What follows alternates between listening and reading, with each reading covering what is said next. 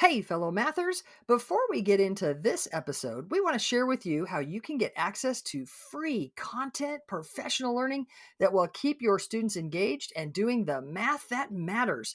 Get ready to go to this link, mathisfigureoutable.com/challenge. That's right. Registration is open for the free Math is Figureoutable Challenge that's starting May 15th and runs to the 17th at 7 p.m. Central. We're going to have 3 nights jam-packed with learning and routines that you can take straight to your classroom.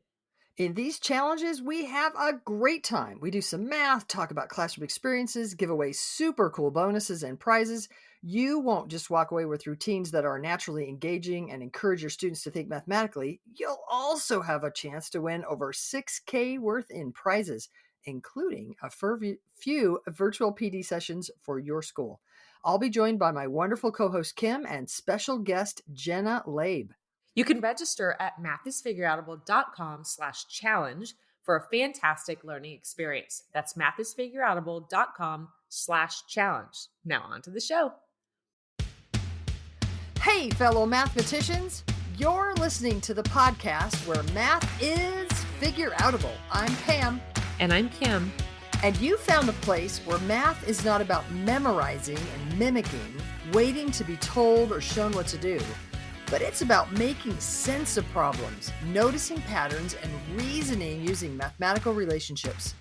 We can mentor mathematicians as we co-create meaning together. Not only are algorithms not particularly helpful in teaching mathematics, but rotely repeating steps actually keep students from being the mathematicians they can be. So in this episode, we want to talk about something that many of you love or love to hate, and that is decimals. Decimals. So we've done an episode before on fractions. Decimals and percents. Yeah. And let's dive into decimals. Like what about decimals? And specifically, we have gotten some questions and concerns, comments from listeners about 3 things. And we thought, these 3 things have to do with each other. Let's lump them in. Let's get at them in one episode. We can sort of pay attention. And so we'd ask you to consider today, when we talk about these 3 things with decimals, kind of pause and consider the role that these 3 things play in your teaching of decimals. How do you handle them? What kind of role do they play? So let's kick this off. Go. Yeah. Kim. Okay. So we got a message from Kathy, who's one of our Journey members, your membership Kathy. site, implementation support. And she love our Journey members. Yeah, we do. She congratulated us on our 100th episode where we talked about place value. And one of the things that she mentioned, she sent a message and she said, hey, when using base 10 blocks, we begin by asking, today, what's the value of the small cube? Kind of like a legend on a map. And then once we knew that, we could identify the value of the rod, flat, and large cube for our work. And then when I taught 6th grade, the small cube could have represented a 1, 10, 100, 1/10, etc., and it depended on the day. She said, I tried not attaching the name 10 to the rod in hopes that the kids would know that it didn't always represent a 10. In general, I wanted the kids to learn that the models could represent different amounts, and it was important to find out what they were. I thought this would support flexible student thinking to build relationships between the base 10 blocks. And I think that's absolutely a fantastic suggestion, because what she just said at the very end, right, was build relationships between the base 10 blocks. And she asked the question because in our place value episode, we kind of railed a little bit on don't call them flat 10, flat rod, cube, unit, whatever we wanted to call them, or people are calling them. Don't give them these random names. Yeah. And I think we at that time said, if you're going to call them something, at least call them 1, 10, 100. But Kathy's absolutely right to poke back a little bit and say, we need to consider the relationships between those models and what is the unit of the day? Like, what does 1 represent? So I think that's something that is a consideration for all teachers. Hey, starting the day saying, whether you're first, second, you're first introducing base 10 materials, if this represents 1, then what might the value of this be? What might the value of this be? If holding something else up, what if this represents 1? then what And would just this because we've other got probably thing some be? high school teachers on, well, when you're saying this, so for Um, example, if you held Go up ahead. like the little unit cube, Mhm, there's one little tiny cube, not broken into anything. You could mhm. hold that up and you could say, if this represents one, then you could hold up the thing that has 10 of those in a line. Yes. You could say, what would this represent? Mhm, But but conversely, you could say, what if this little tiny guy, this one unit cube, what if it represents 10? mhm.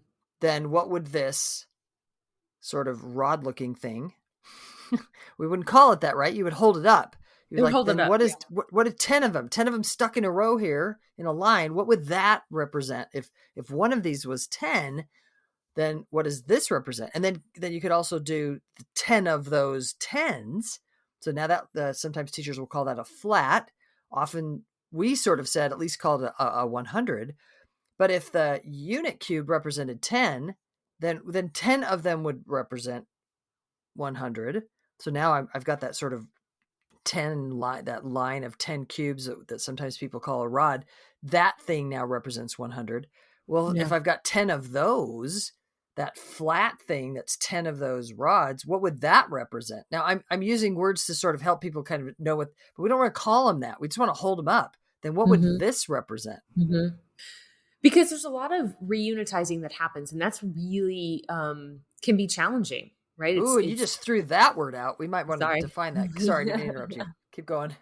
I was just gonna say that the point is the relationship that those models have with each other. It's really nice manipulative, and you can do some nice questioning around it, but the questions can change. And really, if you're wanting kids to be flexible thinkers, they should change. We shouldn't really be saying this is a blank for a number of years, and then surprise, one day in fourth grade we go, no, no, no, now this is a blank. We really should give kids the experience to wrap their heads around, if this then this.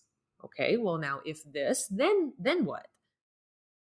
Absolutely. And this idea of unitizing goes all the way back really young. The very first time we ask kids to think about representing three, like as soon Hmm. as we say three, and I hope you can hear my clapping, but that Yes. three claps represent or can be represented by one word, three, or one symbol, the numeral three. We're asking them to unitize, taking a multiple of things and representing it with one thing.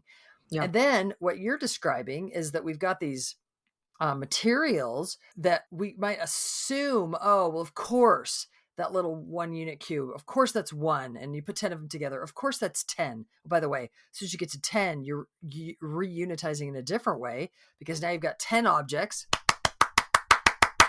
I think that was 10, represented by two numerals, right? Yeah. Like it's not, no, we had numbers that were represented by one. Now they're represented by two.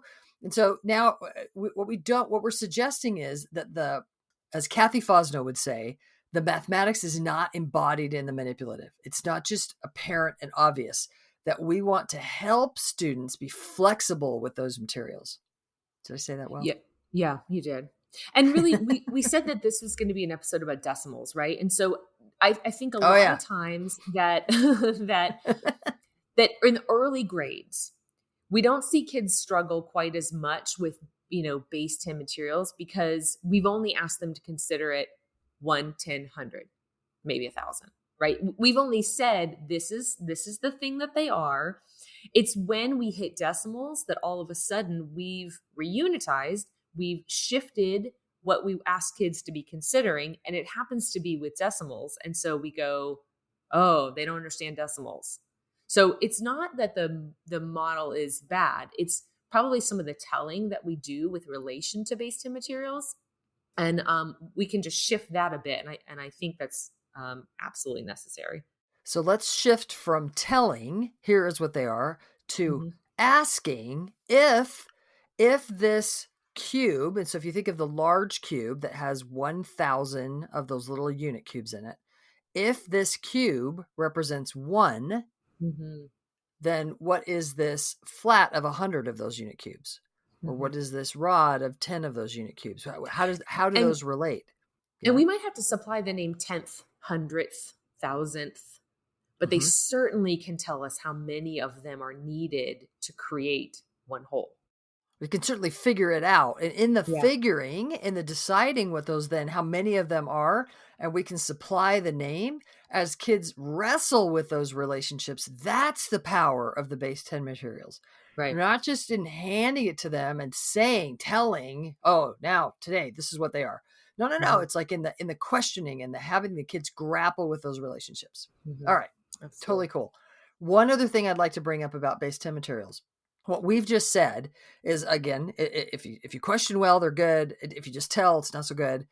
But also, that's all about building relationships. We've said Mhm. before in other podcast episodes that base 10 materials are not good for computing. They're not good tools for computation. Right. We don't want to give kids base 10 materials and say, now go build the number, add them together, collect all the things, and then read off the answer.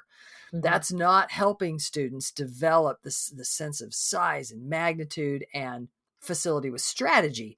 It's literally like telling him, do this thing, now gather them all together and then read off the answer. And it's, again, I'll quote Kathy Fosno, whenever you read off the answer, that should be a clue that less thinking is happening and more just sort of doing. And then you're kind of like almost, whoa, surprised at the answer. So in that way, we're fine with using base 10 materials by questioning and helping students grapple to build relationship, but we're not great with those as tools for computation. Yeah.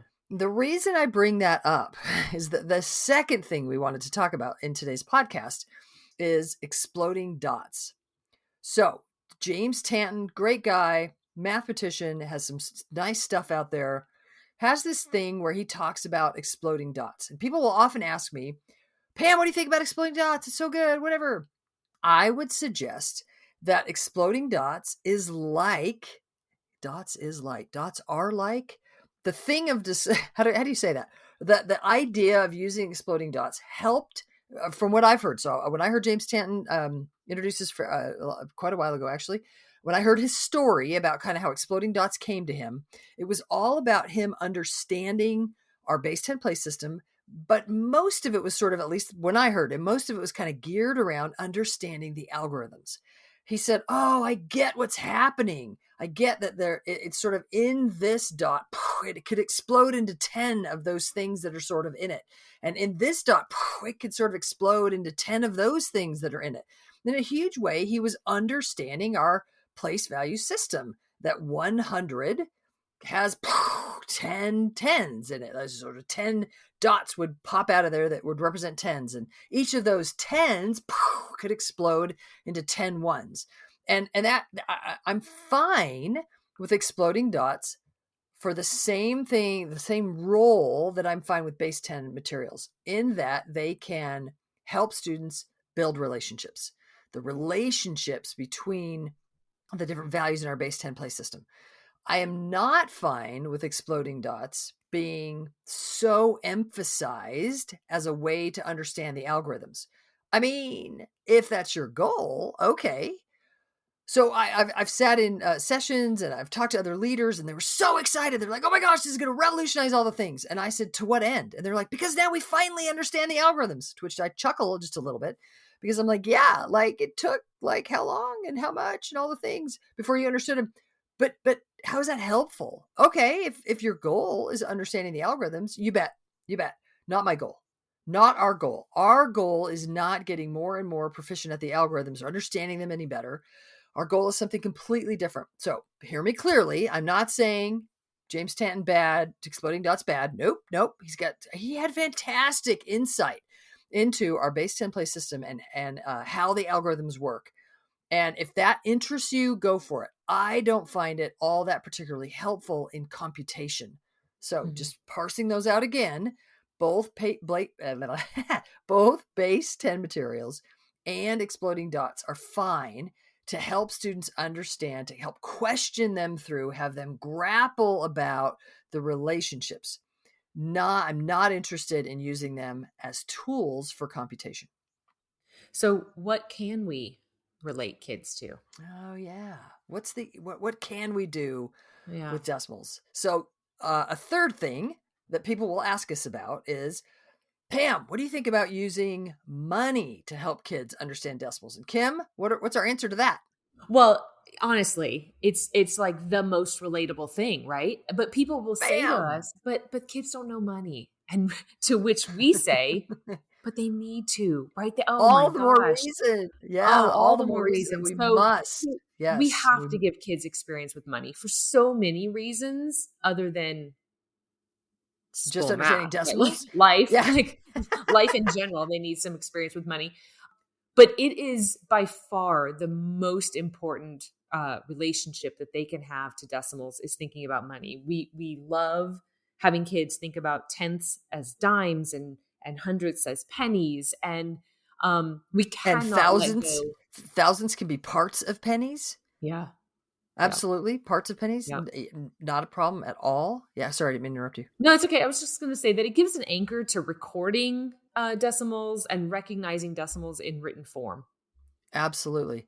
Yeah, Sometimes people will push back on me, especially higher math people will say, like high school teachers, maybe even middle school teachers. Honestly, it's probably more middle school teachers than high school teachers will say, no, no, no, it's too limited. Money is too limited. We have more more places in our system than just tenths and hundredths. And so, it's too limited. Money will limit kids in understanding decimals.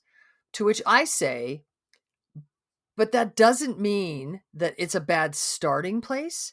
And right. it doesn't mean that it's not a great come back to place to help me think about the magnitudes. That as I get and dive and delve into decimals, money can be a very helpful way for me to go, wait, let me make sure this is reasonable. Like I might be thinking about liters, or I might be thinking about parts of something that doesn't have anything to do with money. And I might actually transfer into money in my head to go, oh yeah, okay, that's reasonable. Or whoa, it should be dimes, not dollars. Or it should be pennies, not dollars, or pennies, not dimes. And that sense of magnitude that we can build with money can be helpful in having that sense of reasonableness. So Yeah, money, I'm glad. Yeah. bam. Yeah. Yeah. Sorry. Go I'm ahead. glad no, I was going to say, I'm glad you just said that because there's plenty of times where I'm working with decimals and it has nothing to do with money as the context, but I will Mm-hmm. step out of it and think about the problem that I've solved, just computation, and go, would that be a reasonable amount of money? Yeah. Okay, cool. And I know that I have made sense and thought through kind of the decimal placement well. Mm-hmm. Yeah, which is really the magnitude, right? You might be Right. looking at the numerals and saying to yourself, is it 154? Is it 1.54? Is it 15.4, which is 15.4? Yeah, so I was just trying to move the decimal around. Like, what makes sense? Is it 0.154? What Yeah. makes sense here? And money might be a helpful anchor to making sense of those magnitudes. Absolutely. So we tackled three separate things that people have asked us about, and I want to just talk a little bit about where this leads. So we got this email from Willow, Mm-hmm. and Willow said, "I was hoping that you ladies could do a podcast on multiplying decimal numbers less than one, and a way to model or help students figure out what's happening when you multiply 0.3 times 0.7." And she says, halves are easier to explain, but the concept does not always transfer because zero point 0.3 is not 1/3. Absolutely, it's not. Sure enough. Good catch there. Good Yeah. call. Point three is not 1/3, not equivalent to 1/3. Amen. So stay tuned for next week when we fold in what we talked about this week into decimal multiplication. Woo! So if you're excited for some decimal multiplication, stay tuned because that is next on the podcast docket. Y'all, thank you for tuning in and teaching more and more real math. To find out more about the Math is Figureoutable movement, visit mathisfigureoutable.com. Let's keep spreading the word that math is figureoutable.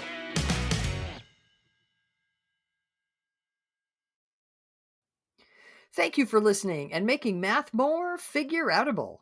To learn even more, make sure you register for our free challenge at mathisfigureoutable.com/challenge.